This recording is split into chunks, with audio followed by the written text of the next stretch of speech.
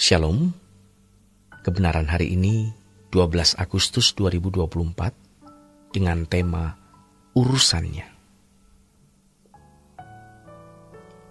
Bapak Ibu Saudara yang dikasihi oleh Tuhan, mari kita kembali memeriksa seberapa kita benar-benar memiliki percaya yang benar. Kepercayaan atau keberimanan itu memiliki isi. Ada urusan di dalamnya.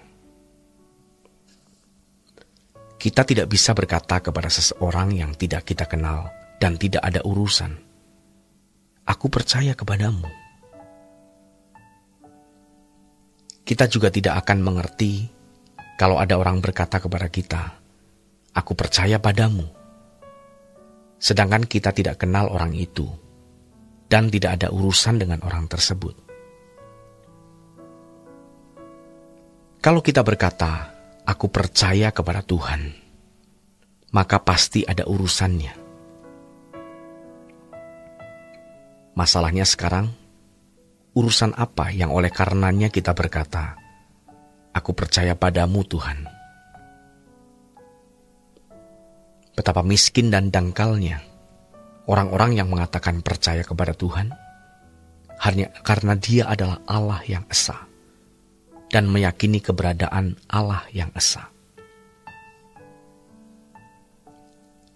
Kalau dalam kehidupan orang Kristen, mempercayai Yesus sebagai juru selamat dan menjadi Tuhan dalam kehidupan hanya dalam bentuk keyakinan di dalam pikiran, benar-benar itu dangkal dan miskin.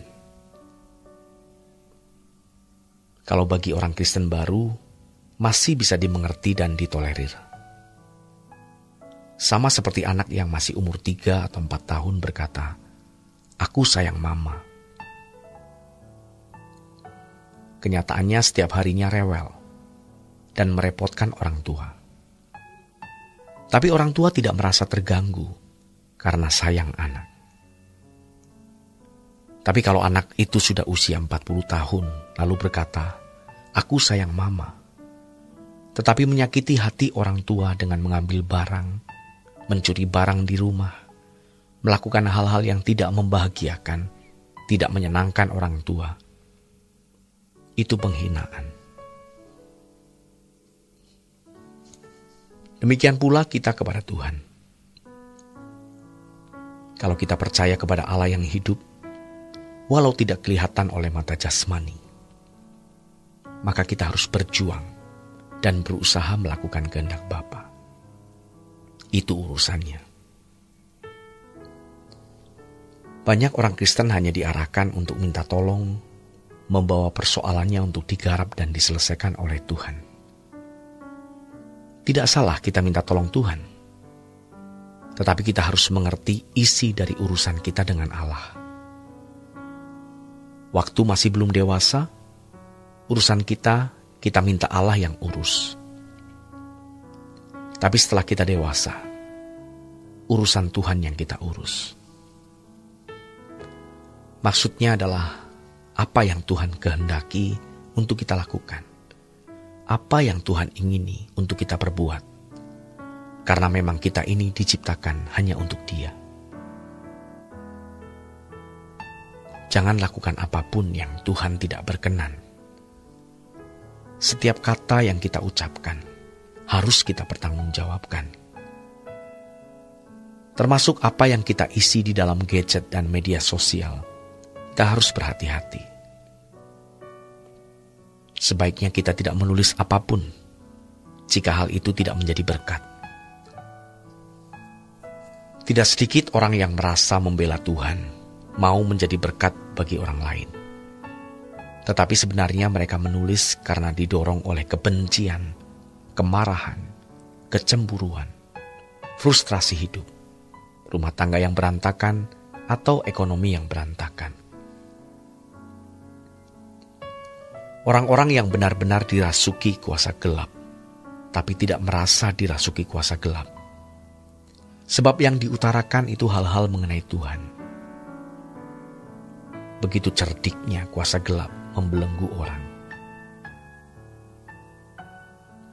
Saudara terkasih, Jangan buat apapun yang melukai Tuhan.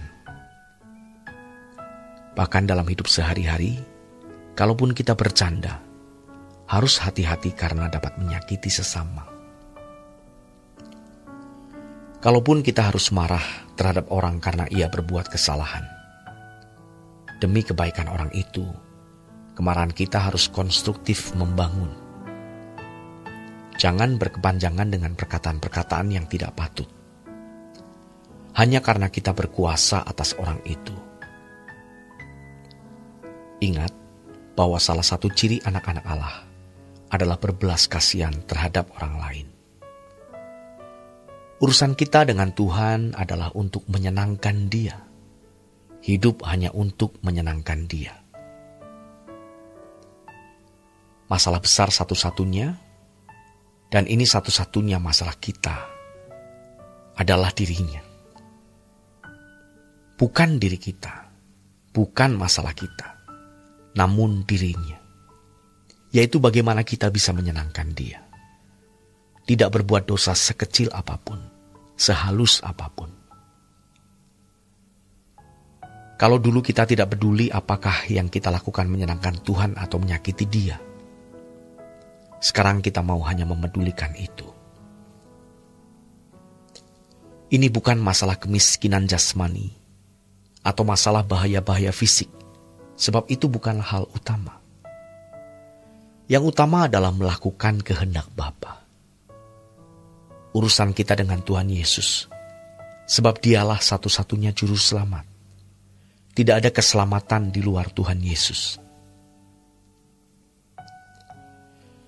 Sekarang bagaimana kita menderita untuk Tuhan, yaitu bekerja agar banyak orang mengenal Tuhan Yesus dan benar-benar diubahkan untuk serupa dengan Yesus atau sempurna seperti Bapa.